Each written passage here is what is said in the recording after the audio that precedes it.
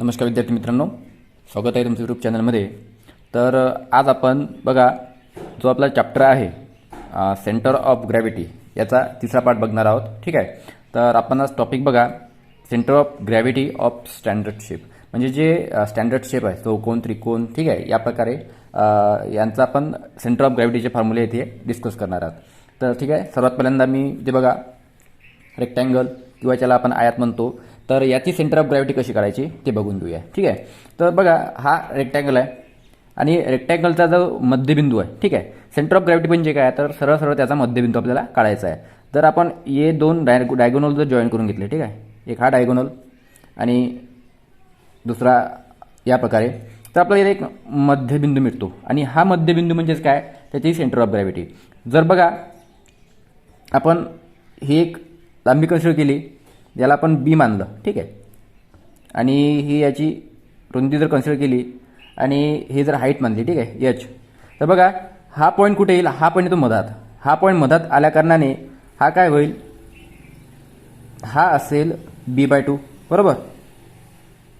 एवढं असेल b/2 आणि राहिलेलं सुद्धा काय असेल b/2, बरोबर की नाही, b/2. त्यानंतर ही पूर्ण जर हाईट असेल आणि हा जर मध्यबिंदू असेल, तर आपल्याला काय करायचं आहे, या मध्यबिंदूचा काय करायचं आहे, कोऑर्डिनेट्स काढायचे आहे. तर हे बघा इथून जर मोजलं याला तर हे असेल h/2, ठीक आहे, आणि हे सुद्धा असेल h/2.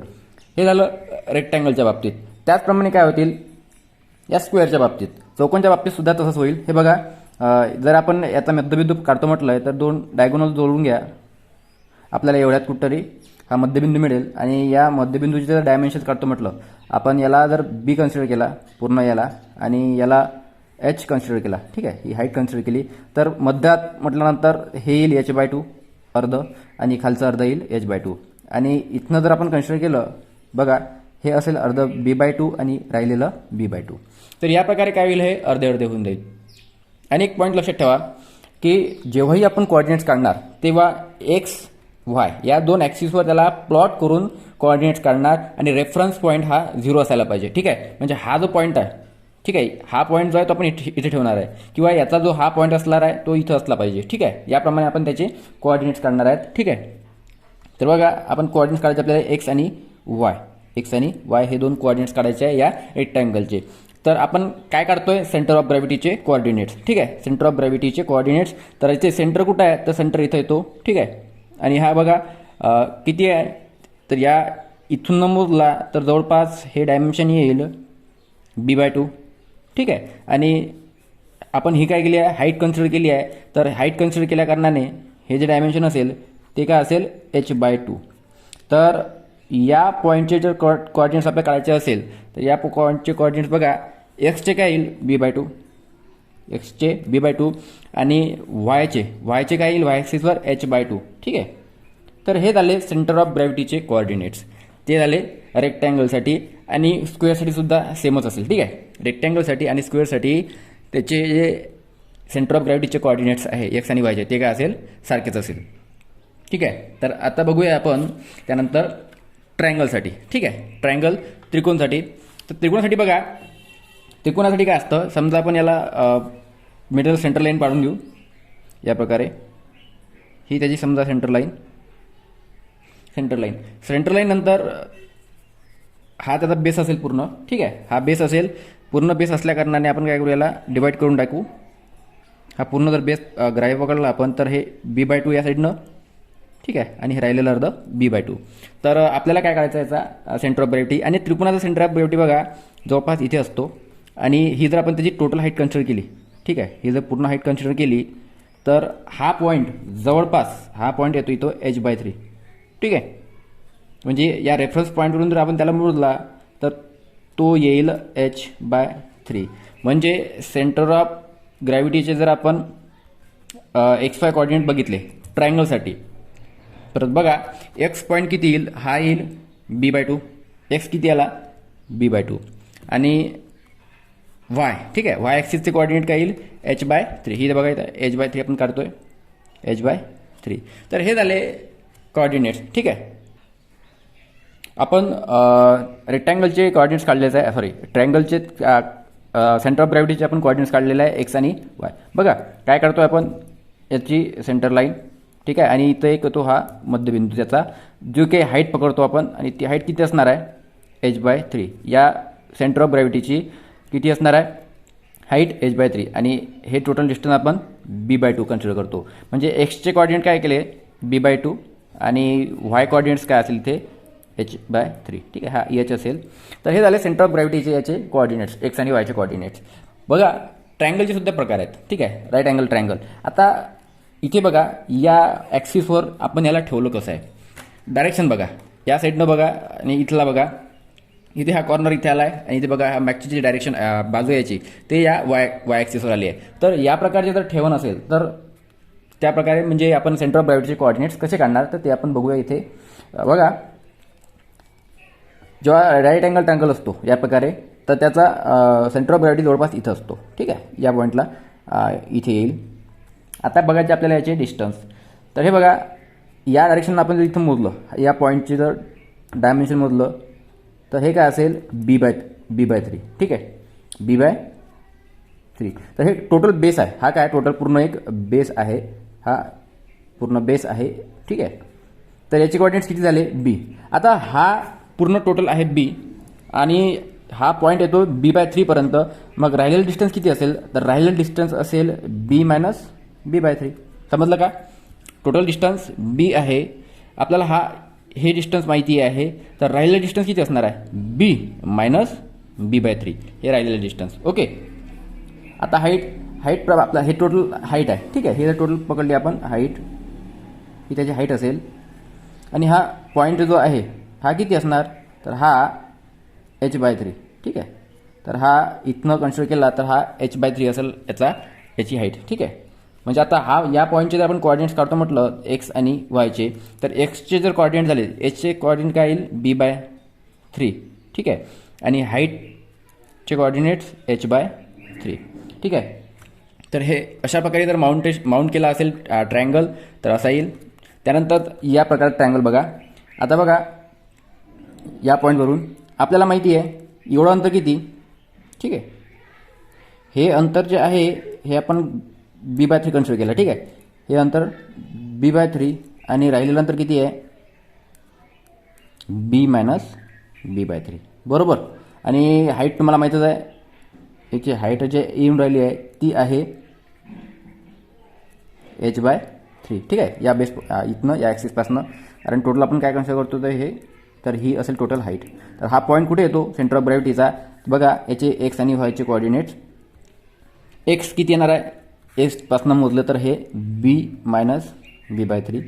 त्याच्यानंतर वाय कॉर्डिनेट बघा या पॉईंटचे वाय कॉर्डिनेट किती आहे, तर हा येईल h/3. ठीक आहे, तर विद्यार्थी मित्रांनो आपण काय बघतोय, सेंटर ऑफ ग्रॅव्हिटीचे कोऑर्डिनेट्स काढतोय, एक्स आणि वायच्या व्हॅल्यूज काढतोय सरळ. ठीक आहे, तर ट्रायंगलचा कुठं असतो, रेक्टँगलचा आपला सेंटर ऑफ ग्रॅव्हिटी कुठं असतो हे आपल्याला माहिती आहे. त्यानुसार आपण त्याची काय काढतोय, आता इथे व्हॅल्यूज काढतोय एक्स आणि वायच्या. ठीक आहे, तर मित्रांनो आता बघूया सर्कलसाठी. ठीक आहे, वर्तुळासाठी. तर बघा वर्तुळाचा सेंटर ऑफ ग्रॅव्हिटी असतो याचा सेंटरला. ठीक आहे, हा सेंटर पॉईंट म्हणजे याचा सेंटर ऑफ ग्रॅव्हिटी झाला. आणि तुम्हाला माहीतच आहे हे काय असेल, हे त्याची काय असेल, रेडियस असेल. बरोबर आहे. आणि कुठेही मोजा ती काय असणार आहे, रेडियस असणार आहे. ठीक आहे, तर इथनं आपण काय करतो नेहमीच सेंटर ऑफ ग्रॅव्हिटीचे कोऑर्डिनेट्स मोजतो. तर बघा सेंटर ऑफ ग्रॅव्हिटीचे कोऑर्डिनेट्स एक्स आणि वाय. तर एक्स डिस्टन्स पकडलं, बघा या पॉईंटच्या अंतर जर पकडलं तर हे काय असेल, याची रेडियसच असणार आहे. ठीक आहे, याची काय असणार आहे, रेडियस. आणि हाईट जरी पकडली याची आपण, तर हे सुद्धा काय असणार आहे, एक प्रकारची रेडियसच असणार आहे. म्हणजे काय, एक्स आणि वाय कोऑर्डिनेट जर सर्कलचे काढले तर ते काय असणार आहे, r म्हणजे दोन्ही काय असणार आहे, रेडियस. आणि आपल्याला याचा एरिया माहिती आहे, एरिया काय πr². ठीक आहे, πr². तर हा असतो याचा एरिया सर्कलचा. आणि हे झाले याचे सेंटर ऑफ ग्रॅव्हिटीचे कोऑर्डिनेट्स. ठीक आहे, आता बघा सर्कलमध्ये थोडा प्रकार येतात, तर आपण त्याच्यामध्ये बघणार आहेत सेमी सर्कल. ठीक आहे, तर सेमी सर्कलचा जो सेंटर ऑफ ग्रॅव्हिटी असतो तो जवळपास एवढ्यात. ठीक आहे, तर एवढ्यात तो सेंटर ऑफ ग्रॅव्हिटी या पॉईंटला. आता सर्वांना माहिती आहे की ही जी एवढी लांबी आहे, ठीक आहे, या म्हणजे याचे जर आपल्याला कोऑर्डिनेट काढायचे आहे तर हे किती आहे, हे रेडियस आहे त्याची. हे काय असणार आहे, रेडियस असणार आहे. आता महत्त्वाचा पॉईंट म्हणजे काय, तर हा पॉईंट या एक्सपासून किती उंचावर असणार आहे. तर बघा हे असते 4r/3π. हा पॉईंट लक्षात असू द्या. हे डिस्टन्स किती, 4r/3π. थ्राईस पाय. ठीक आहे. आणि ही काय आहे, याचा रेडियस आहे. आपण काय करणार आता याची सेंटर ऑफ ग्रॅव्हिटी एक्स आणि वायचे कोऑर्डिनेट्स. ठीक आहे. एक्स किती आहे, एक्स किती आहे तर आर. ठीक आहे. आणि वाय किती आहे, हा वाय म्हणजे 4r अपॉन थ्राईस पाय. ठीक आहे. तर हे दोन झाले याचे कोऑर्डिनेट्स. त्याच्यानंतर आपण बघूया आता या अशा प्रकारे जर सेमी सर्कल आपल्याला दिला असेल डायग्राममध्ये तेव्हा काय करायचं. तर आपल्याला माहिती आहे सेमी सर्कल म्हटल्यानंतर त्याचे कोऑर्डिनेट्स त्याची सेंटर ऑफ ग्रॅव्हिटी इथे येतं. ठीक आहे. इथे आल्या कारणाने आपल्याला सर्वांना माहिती आहे हा जो मधातला मिडल पॉईंट आहे. ठीक आहे. तर हा नेहमीच काय असणार आहे, हे रेडियस असणार आहे. ठीक आहे. इथनं जर कन्सिडर केली तर ही काय असणार आहे, रेडियसच असणार आहे. आता हा पॉईंट. ठीक आहे. आपल्याला टोटल डिस्टन्स किती आहे, इतकं डिस्टन्स, हे सुद्धा काय आहे, रेडियस आहे. टोटल डिस्टन्स काय असणार आहे, रेडियस. कारण या पॉईंटपासून आपण जर सर्कल काढला तर कुठलाही पॉईंटला जरी मोडला तर ते काय असणार आहे, रेडियसच असणार आहे. ठीक आहे. आपल्याला हा पॉईंट माहिती आहे, त्यानंतर हा पॉईंट माहिती आहे. आणि इथे या डायग्राममध्ये बघा आपल्याला या बेसपासून हे अंतर, हा पॉईंटचं अंतर माहिती आहे. म्हणजे या बेसपासून या पॉईंटचं आपल्याला अंतर माहिती आहे. ते किती आहे, 4r अपॉन थ्राईस पाय. परंतु आपल्याला वरतून डिस्टन्स पाहिजे का, नाही. तर आपल्याला काय पाहिजे, या पॉईंटपासूनचं हे अंतर पाहिजे.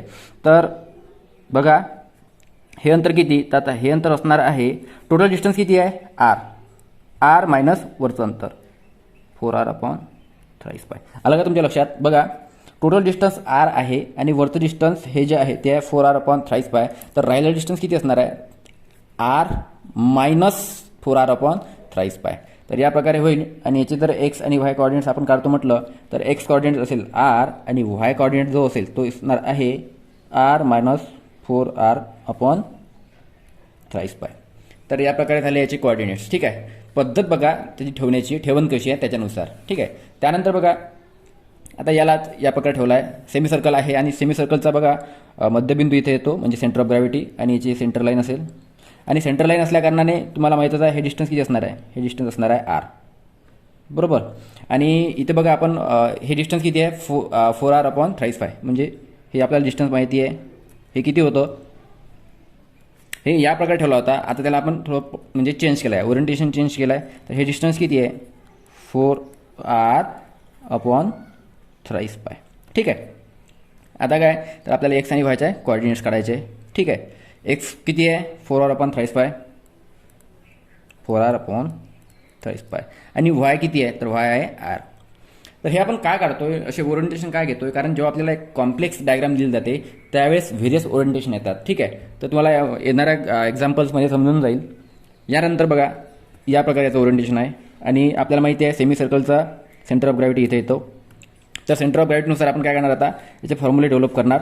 आपल्याला माहिती आहे हे टोटल अंतर किती असणार आहे, हे टोटल अंतर जे आहे ते असणार आहे आर. ठीक आहे. टोटल अंतर आर आहे, हे टोटल अंतर आर असणार आहे. परंतु आपला पॉईंट जो आहे, आता हा बघा हा पॉईंट, या पॉईंटचं जर आपण अंतर काढतो म्हटलं तर आपल्याला माहिती आहे हे अंतर किती आहे, हे टोटल अंतर असणार आहे 4r अपॉन थ्राईस पाय, 4r अपॉन थ्राईस पाय. परंतु आपल्याला हे अंतर पाहिजे का आहे, बघा इथे हे अंतर पाहिजे का, हे अंतर नको आपल्याला. आपल्याला काय पाहिजे, या पॉईंटपासून इथपर्यंत अंतर पाहिजे आपल्याला. तर मग हे राहिलेलं अंतर किती असणार, हे राहिलेलं अंतर कसं काढणार, बघा टोटल अंतर किती आहे आर, टोटल अंतर वजा हे दिलेलं अंतर. ठीक आहे. 4r अपॉन थ्राईस पाय. आणि याचा मध्यबिंदू किती येतो, हा असणार आहे आर, हा किती असणार आहे याची रेडियस. ठीक आहे. तर एक्स आणि वायचे कोऑर्डिनेट्स बघा, एक्स किती आहे, एक्स हा हे अंतर किती आहे R minus 4r upon thrice पाय. आणि वायाचं अंतर किती आहे, तर वायाचं अंतर आहे इथे आर. तर विद्यार्थी मित्रांनो हे झाले सेमी सर्कल बाबतीत त्याचे X Y coordinate center of ग्रॅव्हिटीचे आणि याचे 4 ओरिएंटेशन. ठीक आहे. आता यानंतर बघणार आहे आपण क्वार्टर सर्कल्स. तर आता हा आहे क्वार्टर सर्कल म्हणजे एक पाकळी. ठीक आहे. सर्कलची एक छोटीशी पाकळी आहे, त्याची आपण सेंटर ऑफ ग्रॅव्हिटी इथे काढणार आहे. तर बघा या वर्तुळ पाकळी, हे जे क्वार्टर सर्कल आहे याची सेंटर ऑफ ग्रॅव्हिटी जो आहे तो इथे असतो. ठीक आहे. या जवळपास या पॉईंटला. आणि याचे डायमेन्शन्स बघा, जर आपण डायमेन्शन याचे प्लॉट केले, ठीक आहे, एक्स आणि वाय, तर हे एक्स डायमेन्शन जे आहे या रेफरन्स पॉईंटपासून ते असतं 4r अपॉन थ्राईस पाय. ठीक आहे. हे टोटल हे किती असणार आहे, रेडियस असणार आहे. ठीक आहे. टोटल असणार आहे रेडियस. तर हे बघा हे असणार आहे आणि हा पॉईंट असणार आहे 4r अपॉन थ्राईस पाय या अंतरावर. आणि इथून सुद्धा किती असणार आहे, हा सेम अंतरावर. म्हणजे 4r/3π. आपल्याला काय मिळालं? आपल्याला इथे भेटाले एक्स आणि वाय कोऑर्डिनेट्स भेटले याचे सेंटर ऑफ ग्रॅव्हिटी काढण्याकरता. तर एक्स किती आहे? 4r/3π आणि वायचे सुद्धा सेमच आहे. ठीक आहे, 4r/3π. म्हणजे हा पॉईंट कुठं आहे त्याच्यानुसार आपण याचे कोऑर्डिनेट्स काढलेले आहे. आता आपण त्याचं ओरिएंटेशन चेंज करतोय. आता तो बघा, त्याची ठेवण बघा, ठेवण चेंज झाली आहे. तर या प्रकारे असल्यानंतर बघा आपल्याला माहिती आहे की वर्तुळाचा इथे या क्वार्टर सर्कलचं कुठं आहे सेंटर ऑफ ग्रॅव्हिटी एवढाच येतो. आणि आपल्याला काय डिस्टन्स माहिती आहे. हे टोटल डिस्टन्स किती आहे? हे आहे याची रेडियस आणि ही सुद्धा काय याची रेडियसच आहे. ठीक आहे, हे सुद्धा रेडियस, दोन्ही रेडियस असणार आहे याच्या. तर आता बघा आपल्याला माहिती होतं की या पॉईंटपासून बघा, या पॉईंटपासून तर या पॉईंटचं अंतर किती आहे? 4r/3π. ठीक आहे, म्हणजे या पॉईंटपासून हे अंतर किती असणार आहे? बघा मी इथे प्लॉट करून दाखवतो. हे अंतर किती आहे? हे आहे 4r/3π. आणि बघा या पॉईंटचं आणि या पॉईंटचं अंतर आपल्याला माहिती आहे. हे सुद्धा किती असणार आहे? हे बघा, हे अंतरसुद्धा 4r/3π.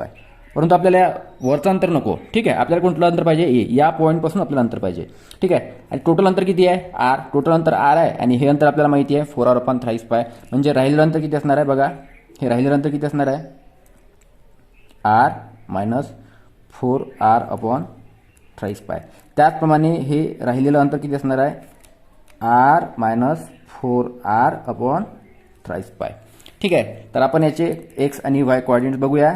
एक्स कोऑर्डिनेट किती आहे? r - 4r/3π आणि हे सुद्धा वाय किती येईल? r - 4r/3π. तर या प्रकारे हे आपल्याला कोऑर्डिनेट्स मिळाले. तर आता बघणार आपण याचं नेक्स्ट ओरिएंटेशन.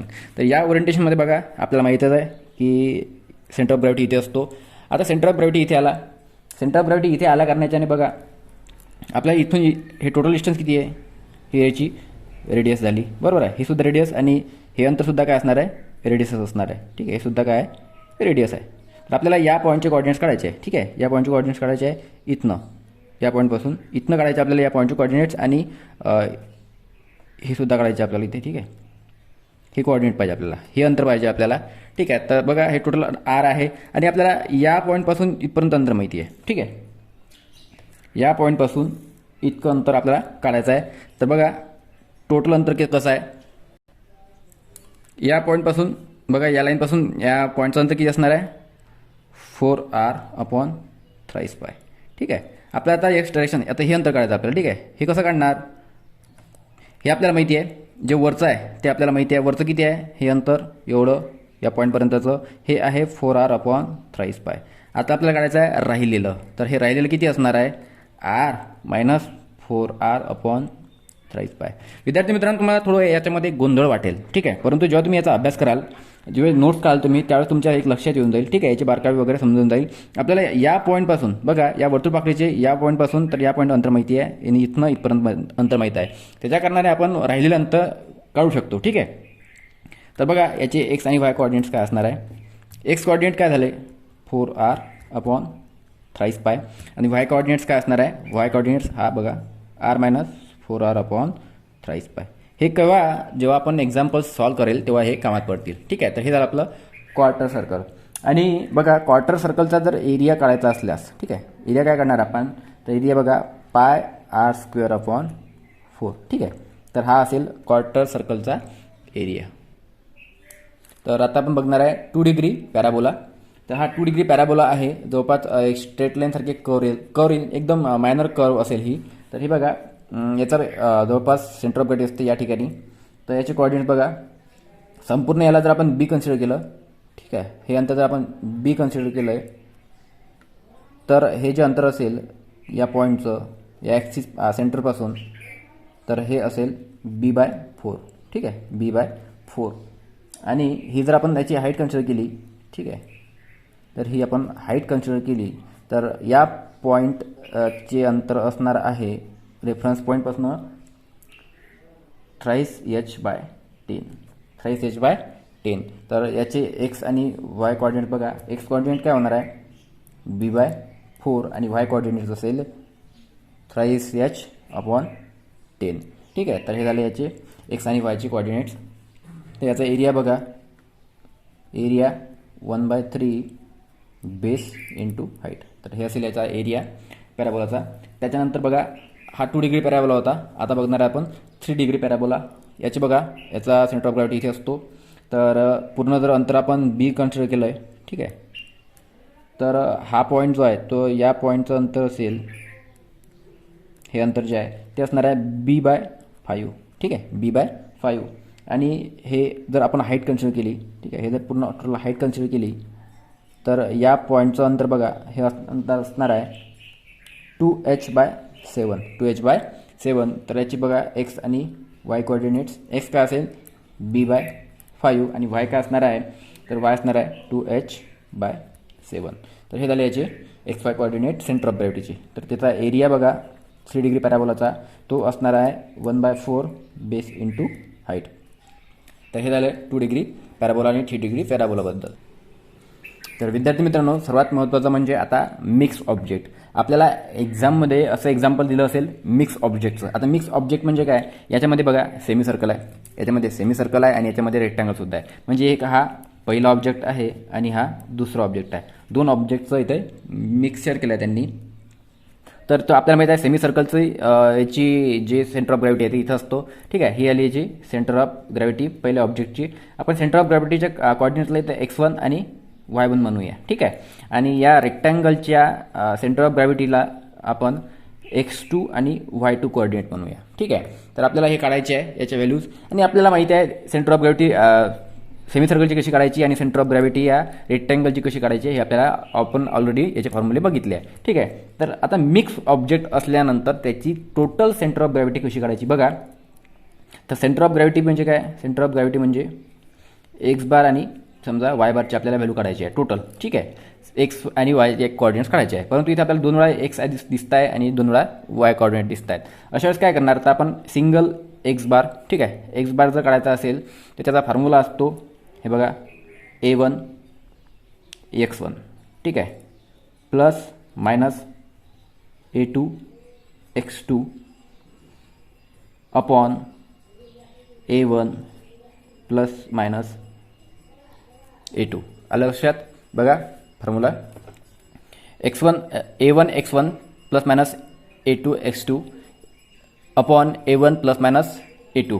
आता x1 म्हणजे x म्हणजे ऑब्जेक्ट पहिल्याचा काय तो x कोऑर्डिनेट. ठीक आहे, कोऑर्डिनेट. आणि x2 काय असेल दुसऱ्या ऑब्जेक्टचा कोऑर्डिनेट असेल. ठीक आहे, कोऑर्डिनेट.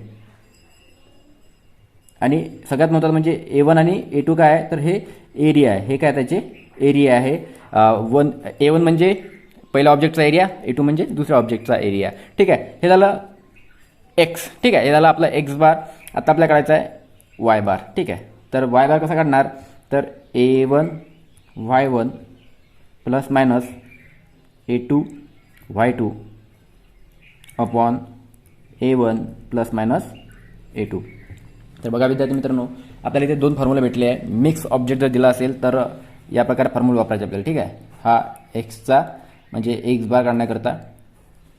ठीक आहे, आणि हा दुसरा जो फॉर्म्युला आहे तो वाय बार काढण्याकरता. तर आपल्याला एक्स आणि वायचे अशा प्रकारे कॉर्डिनेट्स मिळून जाईल मिक्स ऑब्जेक्टसाठी.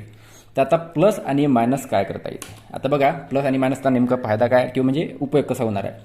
हा ऑब्जेक्ट बघा, या बघा तुम्ही फक्त रेक्टँगल बघा, या रेक्टँगलला आपण काय जॉईन केलं आहे, एक सेमी सर्कल जॉईन केला आहे. रेक्टँगलला आपण सेमी सर्कल जॉईन केला आहे. म्हणजे आपण याच्यात काय केली आहे, ॲडिशन केली आहे. ठीक आहे, आणि इथे बघा इथे आपण आता या रेक्टँगलमधून हा सेमी सर्कल मायनस करणार आहे. तर जेव्हा हे मायनस करू आपण त्यावेळेस बघा कसं दिसेल ते. ठीक आहे, मी बघायचं इथे आपण ॲड केला रेक्टँगल आणि इथे म्हणजे काढलेला आहे. ठीक आहे, या प्रकारे आपण इथे चेंजेस केले आहे. ॲडिशन केल्यानंतर जो आपला फॉर्म्युला होता, ठीक आहे, मूळ फॉर्म्युला एक सेकंड. तर हे बघा हे मूळ फॉर्म्युले जे होते, जर ॲडिशन असेल तेव्हा आपण म्हणजे एखादा ऑब्जेक्ट ॲड झाला असेल तर आपण प्लस करणार आणि ऑब्जेक्ट जर मायनस केला असेल आपण तर इथे मायनस करणार.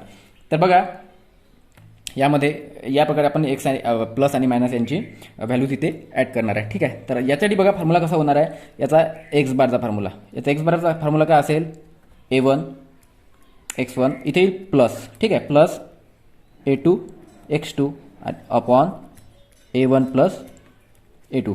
तर या डायग्रामसाठी बघा फॉर्म्युला कसा येईल, एक्स बारचा